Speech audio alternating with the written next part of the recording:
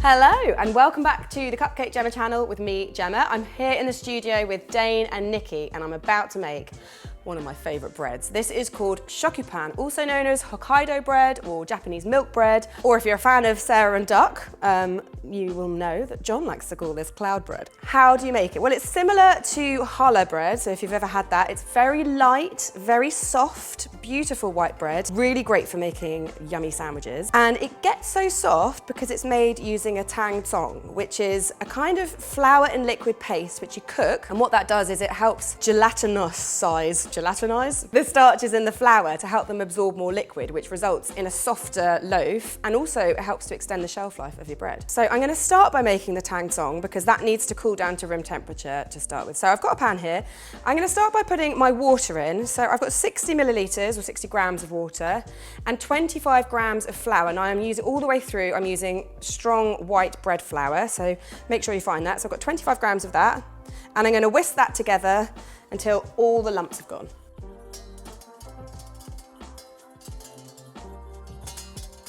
And when that's smooth, you can then add 60 grams of whole milk and give that a good stir as well. And then once that's smooth, you can turn on the heat. You want to set it to a medium heat and then stir with the whisk continuously. Now, this can take anywhere between 10 and 15 minutes. It'll go from quite a loose liquid to a really thick pudding-like consistency. Right, that's looking really sort of stringy and gelatinous and paste-like, as you can see. So now we need to just pop this into a container because it needs to cool to room temperature, really. Definitely don't put it in the fridge, but just leave it to cool. And I'm gonna put cling film over the top, making contact with the surface because this will form a little skin and we don't want that. So grab some cling film and just gently pop it over the top. It will be hot, so mind your fingers. And just squash it down onto the surface and then just leave that to cool.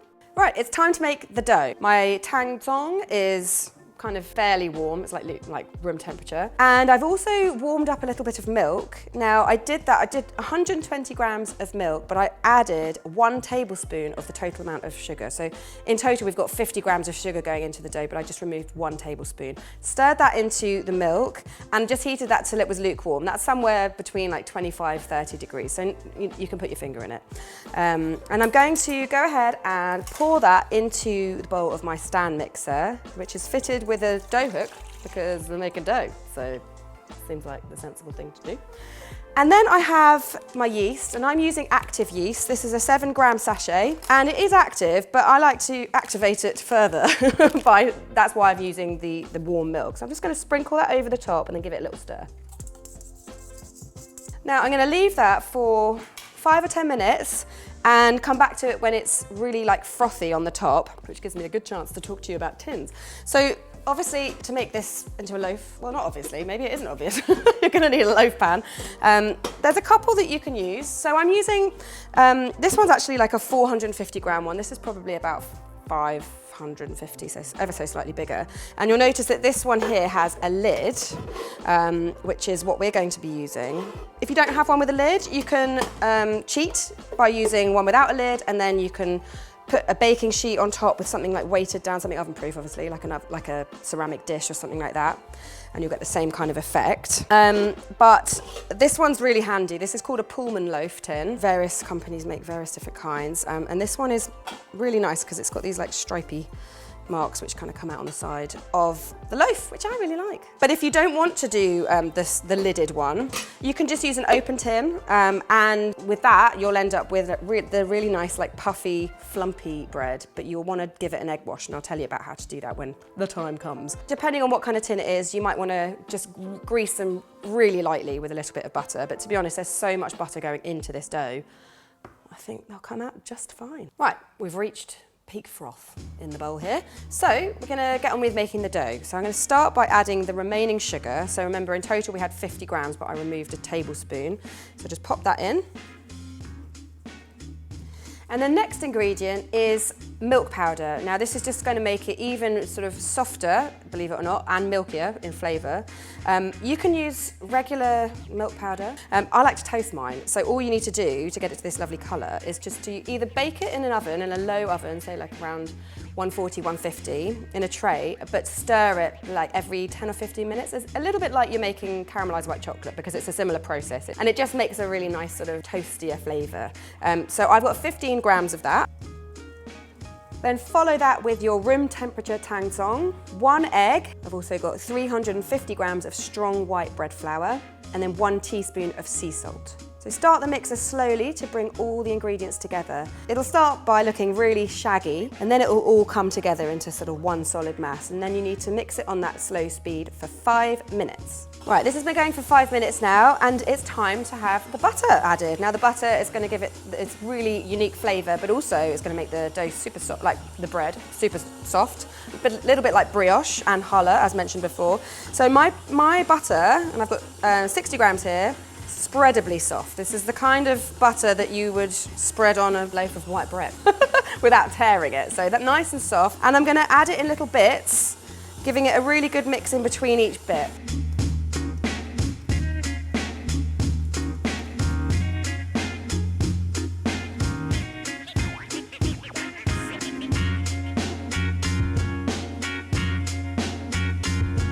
And then when all of your butter is in, you can turn up the speed to kind of medium. I mean, it's not really high, otherwise your mix is in danger of falling off the table.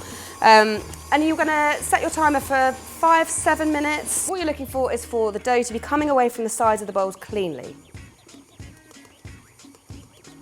And then there's one last test to perform on your dough to make sure it's ready, and that's the window pane test. So this is where you grab a little piece of dough and then just stretch it really gently between your fingers, and it should be translucent but still attached to itself, so not tearing. That's passing the window pane test. So I'm gonna take all my dough off the dough hook. Oh, golly, hang on. Oh, there we go. And then I'm gonna just pop that onto very, very lightly floured worktop, because we don't want to add too much more flour. And then I'm just going to shape this really briefly. So just get it into a sort of rough ball. And then I like to use, well, at home I actually have a proper dough scraper. I don't have it here, but I'm using a cake scraper. This is, you know, you use what you can.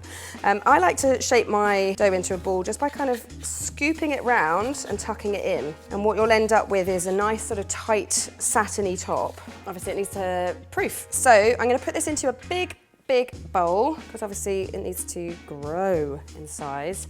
And I'm going to cover it lightly with cling film, like not a complete sort of tight cover.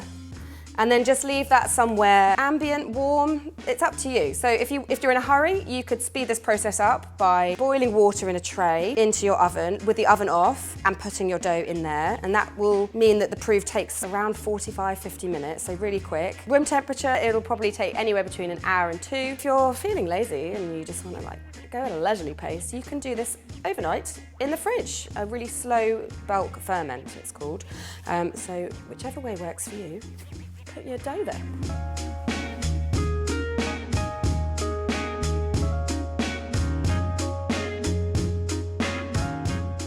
Okay, so my dough doubled in size. It looks a bit funny at the moment because I actually did do it overnight in the fridge, and I took it out of the bowl and it's kind of deflated a little bit, but that's good because you want to knock your dough back a little bit. You can just sort of squash it or punch it in the bowl, whichever works for you. But to start with, I'm going to divide it into 3 equal pieces. So I've weighed my dough. And my 3 pieces will each be 248 grams each. So I have my scales here, and let's see how we get on.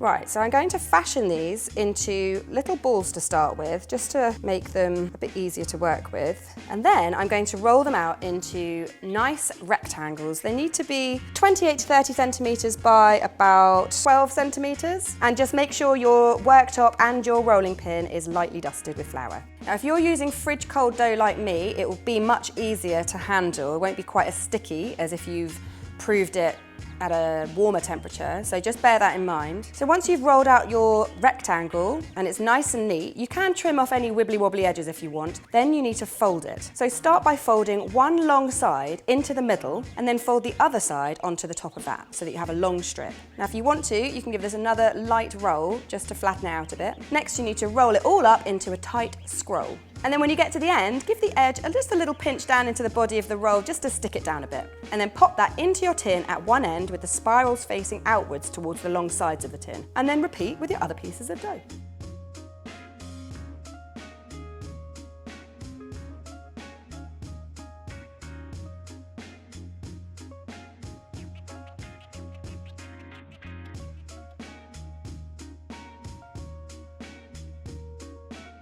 Right, now it needs its second proof, so I'm just going to use the same bit of cling film because, you know, reuse, recycle, just to lightly cover that.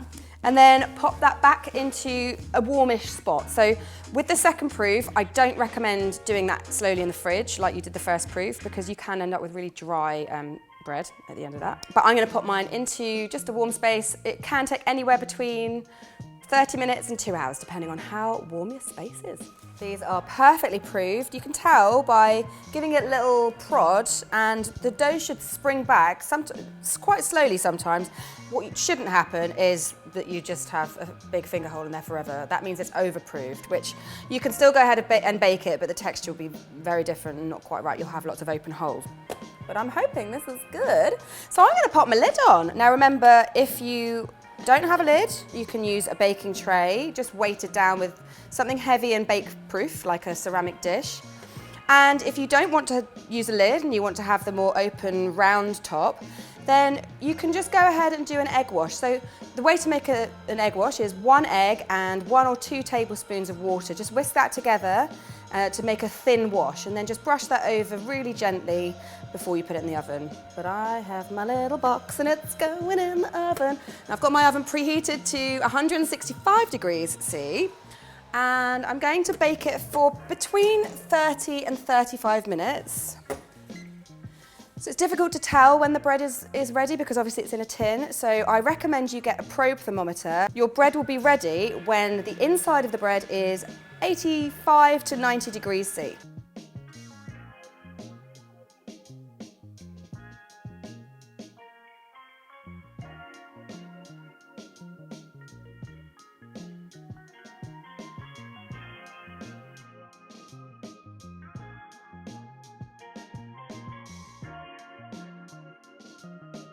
My bread is out of the oven, and it's really important when your bread's ready and out of the oven, you need to get it out of the tin straight away to cool. And as you can see, I baked 2 loaves. I did one in the lidded tin and one without the lidded tin with a little glaze on. And they both smell amazing. And I'm gonna have to just tear this open because it's very, very satisfying. Have a look at this.